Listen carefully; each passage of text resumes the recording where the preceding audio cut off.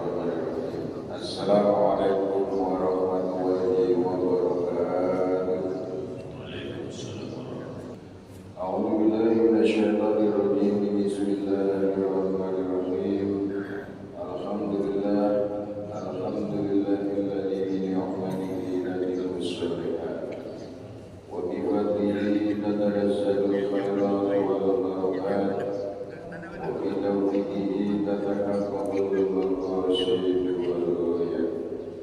Wassalatu wassalamu ala sahibi syafa'ah wal mu'jizat wa ala alihi wa sahbihi dzawil hasanat. Wallahu ta'ala fil karim wa astaghfiru ilayhi a'udzu billahi minasyaitonir rajim.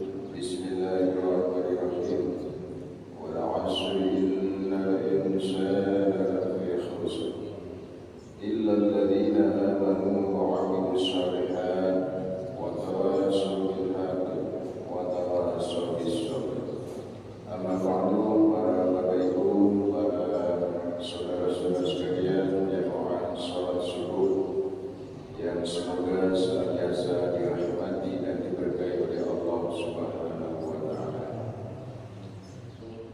Para jamaah sekalian yang dirahmati oleh Allah Subhanahu wa taala, materi atau tema kajian pada pagi hari ini yaitu tentang alamat sa'adah wa syaqah, tanda-tanda orang-orang yang beruntung, orang-orang yang selamat dan orang-orang yang celaka.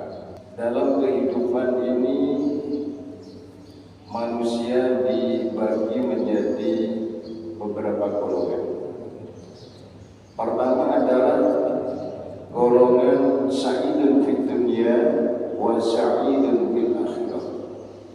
Orang-orang yang beruntung, sukses hidupnya di dunia dan sukses hidupnya di akhirat. Sa'idun fid dunya wa sa'iyun fil akhirah.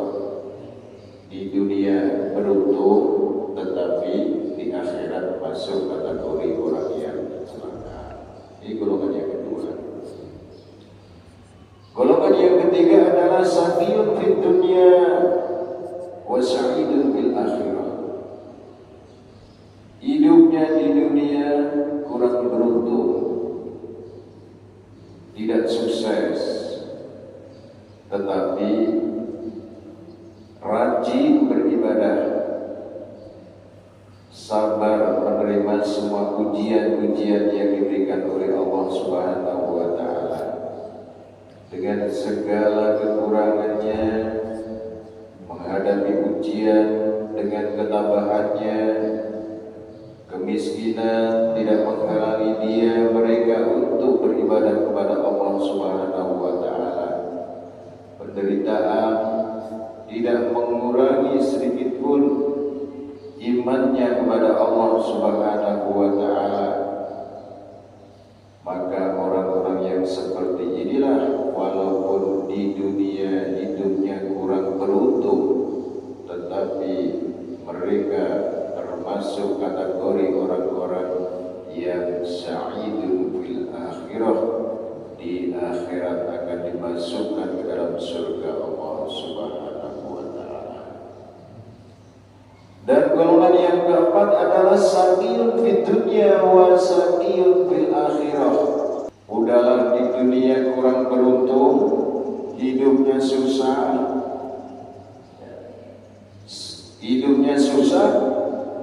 tidak beribadah, sholat tidak, puasa juga tidak, apalagi sedekah. Nggak punya apa-apa. Maka orang-orang yang seperti ini, na'udzubillah, masuk kategori yang sa'iyun fid dunya wa sa'iyun fil akhirah. Celaka di dunia dan celaka di akhirat. Baik, untuk itu pada kesempatan pagi hari ini kami akan menyampaikan tanda-tanda orang yang beruntung dan tanda-tanda orang yang celaka. Di dalam kitab Tambihul Ghafilin, anna alamat asy-syahadah was-saqawah, sesungguhnya tanda-tanda keberuntungan dan tanda-tanda celaka, wa inda asyra khoslah, ada 11 perkara. Yang pertama, awwaluha ayyakuna harisan 'ala dunya wa jam'il mal. Tanda-tanda orang yang celaka adalah orang yang rakus dengan dunia dan mengumpulkan harta. Jadi terlalu sampai-sampai saking semangatnya ngurus dunia sehingga lupa akhirat, maksudnya begitu. Saking semangatnya mengumpulkan harta, jadi pelitnya luar biasa. Pokoknya jangan sampai harta ini lepas dari tangan saya. Jangankan untuk sedekah, jangankan untuk zakat, untuk infak sedekah saja tidak. Pokoknya hanya untuk dirinya sendiri. Jadi sifat egoismenya luar biasa, sangat tinggi. Nah, ini yang dimaksud orang yang celaka karena rakus dengan dunia dan semangat tinggi untuk mengumpulkan harta sehingga menjadi pelit, menjadi pelit. Maka semalam materi kajian menjelang buka puasa, kalau kita kepingin dekat dengan Allah, dekat dengan manusia, syaratnya menjadi orang yang dermawan, menjadi orang yang dermawan. Kalau kita kepingin jauh dengan manusia, jadi orang pelit. Kalau jauh dari orang pelit, jauh dengan manusia, dan juga jauh dengan Allah Subhanahu wa Ta'ala. Tentunya kita semua kepingin jadi orang yang dekat, semakin dekat dengan Allah, dan juga dekat hubungan kita sesama manusia, maka menjadi orang yang dermawan.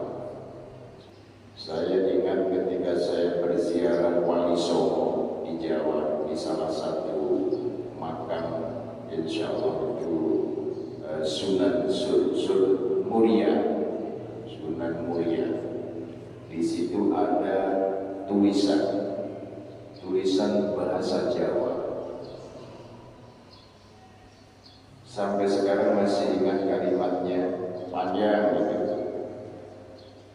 Aweo sandang marang wong kang butuh, aweo mangan marang wong kang duwe. Artinya, berikan pakaian kepada orang yang tidak berpakaian. Artinya ya serba kekurangan untuk pakaian. Lebih-lebih di hari menjelang hari raya ini. Ayo yang punya harta, berikan sebagian hartanya untuk hadiah kepada fakir miskin, untuk hadiah kepada anak yatim. Ini memberikan pakaian kepada orang yang, kalau sekarang ya jarang orang yang telanjang tidak pakaian. Saya kira tidak ada, kecuali pas ketika mandi. Artinya yang serba kekurangan. Kemudian memberi makan kepada fakir dan miskin, maksudnya seperti itu. Jadi aweo sandang marang wong kang butuh lan aweo makan marang wong kang luwi, orang yang lapar. Maksudnya bukan ketika berpuasanya, tapi ketika berbuka puasa.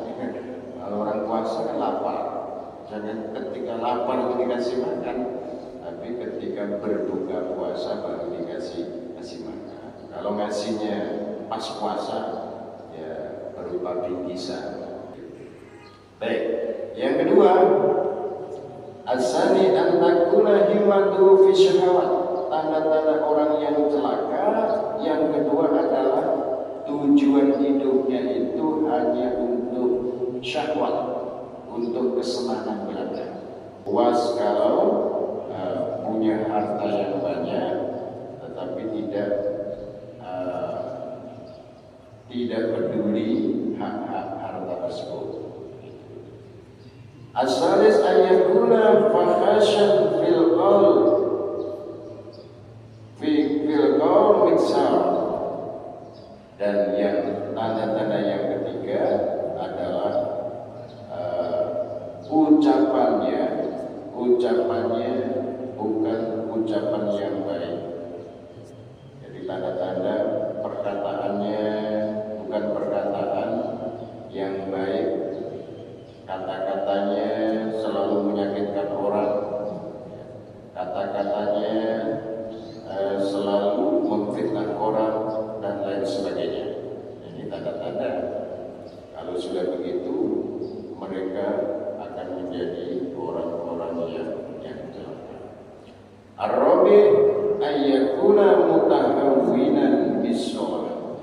Tanda-tanda yang keempat, orang yang celaka itu adalah orang yang menggampangkan meninggalkan sholat. Jadi meremehkan meninggalkan sholat. Maka di dalam Al-Quran, di dalam surat Al-Mu'minun, ini saya sering membaca surat Al-Mu'minun karena untuk introspeksi diri saya, khususnya dalam surat Al-Mu'minun ayat yang pertama, qad aflahal mu'minun, sungguh beruntung orang-orang yang beriman. Jadi kalau kita ingin beruntung, siapa ya orang-orang yang beruntung? Qad aflahal mu'minun, mereka orang-orang yang beriman. Siapa orang yang beriman, yang beruntung? Alladzina hum fi sholatihim khashi'un, yaitu mereka orang-orang yang khusyuk dalam sholatnya. Walladzina hum 'anil lagwi mu'ridun, dan mereka orang-orang yang meninggalkan perkara yang sia-sia. Walladzina hum lis-zakati fa'ilun, dan mereka orang-orang yang menunaikan zakat. Walladzina hum li furujihim hafidun, dan mereka orang-orang yang bisa menjaga kemaluannya. Walladzina hum li furujihim hafidun, lanjutannya, walladzina hum li amanatihim wa 'ahdihim ra'un, dan mereka orang-orang yang mampu menjaga amanah. Walladzina hum li amanatihim wa 'ahdihim ra'un, menjaga amanah dan menjaga janji-janjinya.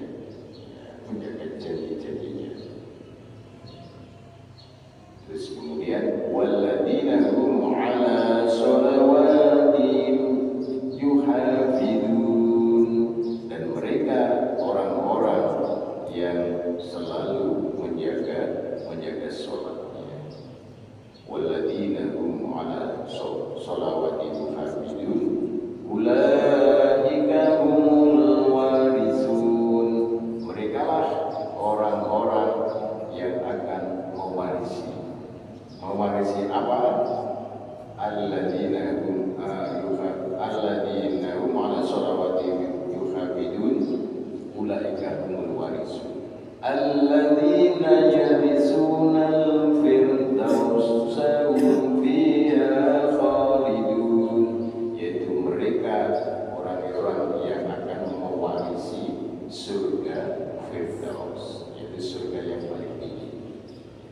Al-khamis suhbatuhu al-fujjar, tanda-tanda orang yang celaka yang kelima, kawannya adalah orang-orang yang banyak maksiat, bukan orang-orang yang soleh, tetapi orang-orang yang salah. Jadi kawan-kawannya bukan orang yang soleh, tetapi orang-orang yang salah. Ini tanda-tanda orang yang celaka, terutama bagi anak-anak kita yang masih remaja. Jadi tolong diperhatikan, jangan sampai anak-anak kita ini salah bergaul. Alhamdulillah, karena itu anak-anak kita harus kita kontrol, jangan sampai salah bergaul, sehingga akan menjadi orang-orang yang celaka. Kalau belum ketangkap, kalau sudah ketangkap di penjara, kalau dia masih sekolah, putus sekolahnya dan tidak punya masa depan. As-sadis ayyakuna sayyidul khuluq, yang keenam orang yang celaka, tanda-tanda orang yang celaka yang keenam adalah jelek akhlaknya atau budi pekertinya. Maka mulai kecil anak kita didik bagaimana berakhlak yang baik, bagaimana sikapnya dengan orang tua, seperti kalau mau berangkat sekolah di samping salaman cium tangan, kemudian memberi salam ketika makan. Mulai kecil itu ketika makan minum kita ajarkan akhlak makan dan minum yang baik.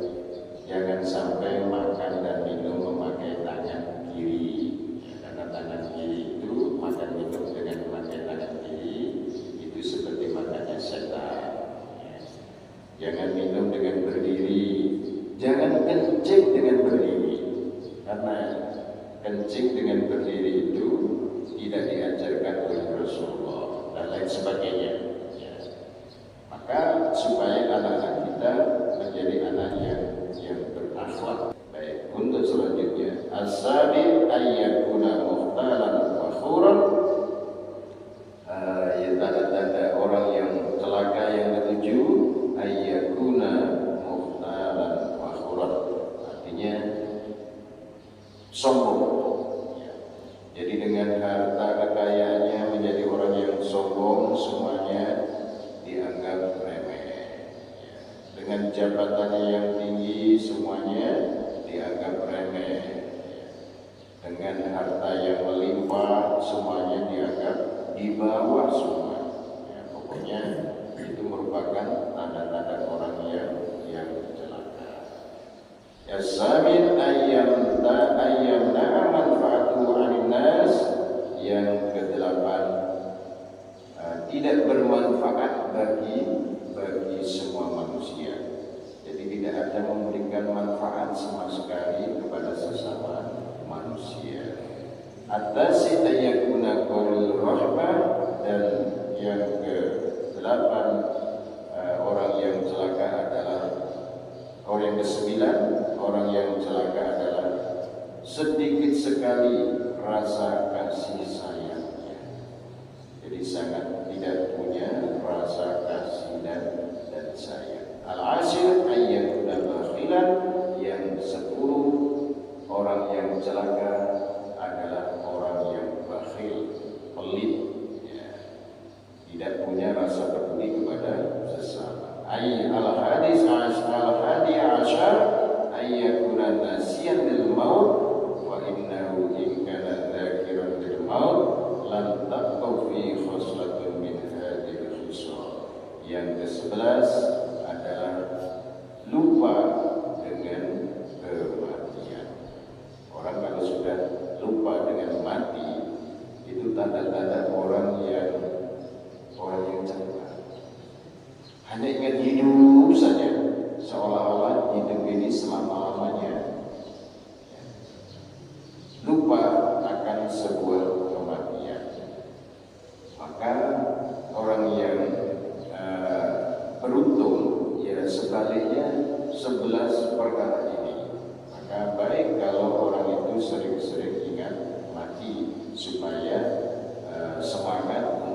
cari bekal setelah mati nanti. Tadi malam saya ada tamu. Ada tamu bilang sama saya ini kenapa ya? Apa ada sesuatu yang mengganggu dalam pikiran saya atau makhluk apa yang mengganggu? Kayaknya minta diruqyah seperti itu. Kenapa? Saya ini tiba-tiba itu sering hati saya ini berdebar-debar. Kemudian ingat mati. Itu gimana penyebabnya? Oh baik. Orang yang seperti itu sudah baik. Kalau sudah sadar ingin mati, ingat mati, ya semangat cari bekal untuk setelah mati. Cukup banyak-banyak zikir, banyak-banyak sholawat, banyak-banyak beribadah. Itu saja.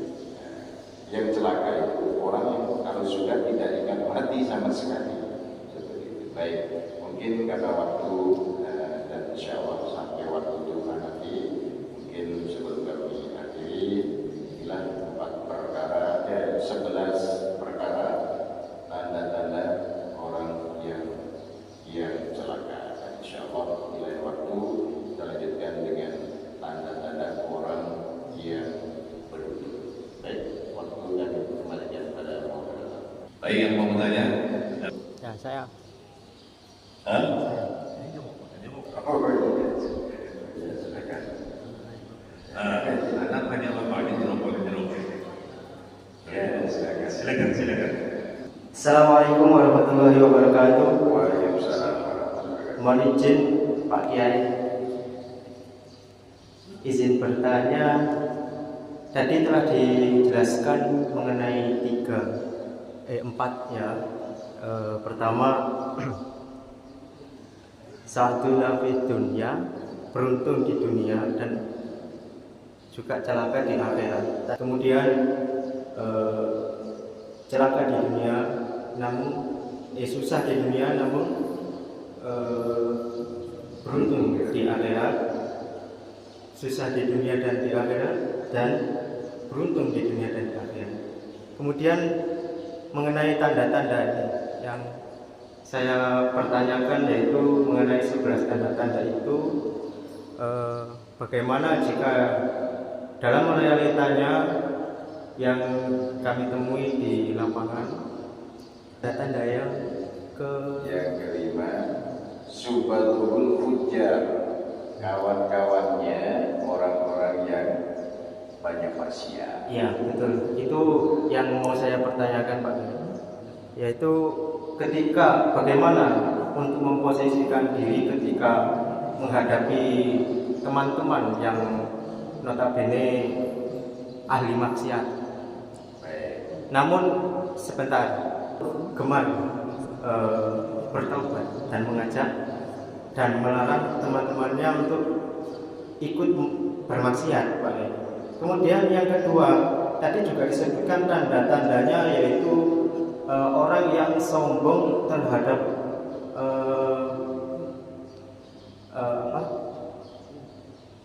hartanya. Tadi ya, tadi kan tanda-tanda yang nomor 2, yang kalau tidak salah tadi, orang yang sombong terhadap hartanya, orang yang sombong terhadap ilmunya, dan lain sebagainya. Itu bagaimana cara saya untuk memposisikan diri terhadap 2 tanda ciri tersebut ketika saya berada pada tempat atau perkumpulan orang-orang yang top dengan kebalikannya. Terima kasih. Wassalamualaikum warahmatullahi wabarakatuh. Iya. Pertanyaan yang lain, silakan anak bertanya kepada bapak. Alhamdulillah. Suatu pertanyaan yang baik, bagus, dan memang sering terjadi pada anak-anak remaja untuk menghadapi pergaulan, ya, karena dia ini masih remaja. Tentunya kalau di kampus, ya, kalau di kampus kawan-kawannya banyak yang polisi, yang sudah jadi polisi, kawan-kawannya sudah banyak yang jadi tentara, ya, karena ambil jurusan hukum. Jadi kawan-kawannya biasanya banyak yang sudah bekerja, gitu. Bahkan kalau kampus itu kawan-kawannya macam-macam. Nah di luar kampus juga macam-macam. Maksudnya menghadapi kawan-kawan yang bermacam-macam, ya, latar belakangnya. Kalau salah bisa terjerumus, maka bagaimana menyikapinya? Jadi memang kalau kita masih di pesantren itu berkawanlah dengan kawan-kawan yang baik di pesantren, karena lingkungannya para santri baik-baik semua. Tapi ketika keluar dari pesantren, ya semua kita harus bisa merangkul kawan-kawan kita. Ibaratnya kudu iso dadi iwak urip ono seguru. Artinya harus bisa jadi bagaikan ikan yang hidup di lautan, walaupun hidup di air asin tapi tidak terpengaruh, tidak asin karena ikannya hidup. Tapi kalau ikannya mati, campurkan lautan, asin karena di air asin. Nah kalau bisa mempengaruhi mereka, bukan terpengaruh oleh mereka. Kalau mereka mengajak maksiat, kita pelan-pelan kita arahkan untuk kebaikan. Contohnya sekali-kali diajak sholat dan lain sebagainya. Nah itu menyikapi teman-teman yang tidak baik. Karena pergaulan kita tentu tidak. Kalau di masjid ini orang-orang baik semua, ya. Kalau di luar masjid sana kita bergaul dengan berbagai latar belakang masyarakat. Maka kita harus bisa membaur supaya tidak terpengaruh, tetapi bisa mempengaruhi. Terus yang kedua tadi, karena manusia itu, kehidupan manusia ini dibagi menjadi 4 golongan. Yang 4 golongan yaitu orang yang beruntung di dunia dan akhirat. Beruntung di dunia, celaka di akhirat.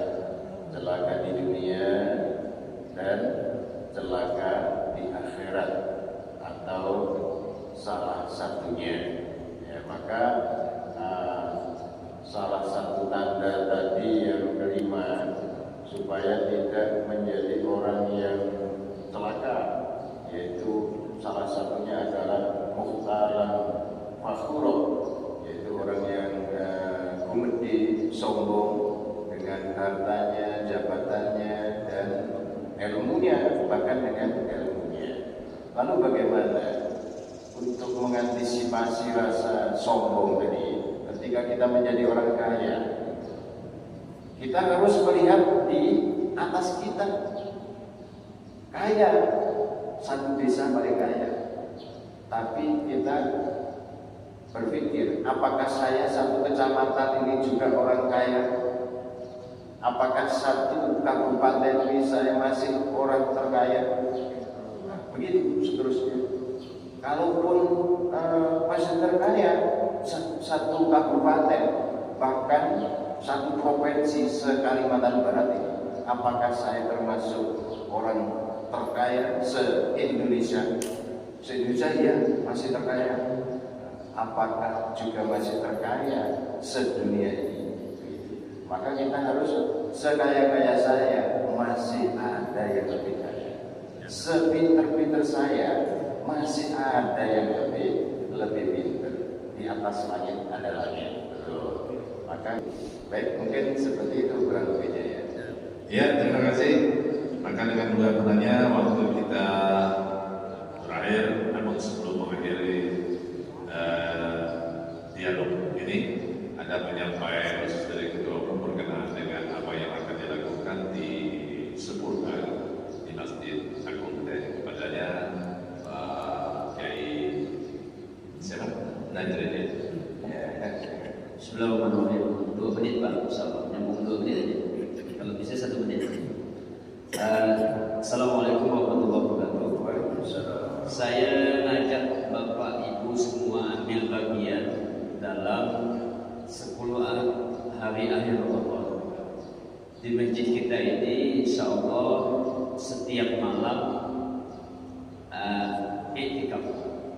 khusus malam ganjil 21, 23, 25, 27, 29 kita ada bimbingan sholat langsung sholat berjamaah. Yang pertama 21 nanti malam itu sholat berjamaah, sholat tasbih ya berjamaah. Yang malam ke-23 sholat tahajud berjamaah. Malam ke-25 sholat taubat berjamaah, taubat berjamaah. Malam ke-27 kita sholat Lailatul Qadar berjamaah. Malam ke-29 sholat hajat berjamaah. Dimulainya ini biar kita komitmen bersama, disiplin bersama, jam 3 tank tepat waktu. Dan insya Allah berakhir paling lama jam 3.30. Nah, langsung sambung sahur ini untuk pejuang-pejuang di masjid kayak Dik Ibnu disiplinkan yang sahur. Jangan ada yang duluan sahur sebelum jam 3.30. Disiplin. Ditegur apa-apa kalau ada yang mendahulukan jam 3 dan nak sahur. Ya, kalau tegas jam 3.30 baru sahur. Bapak Ibu sekalian, kita juga menyediakan sahur. Setiap malam ganjil kita persediaan kita cuma 60 setiap malam ganjil. Setiap malam genap persediaan kita dikurangi hanya 40. Kalau Bapak Ibu mau nambah silakan. Satu orang saya hitung 25.000 rupiah.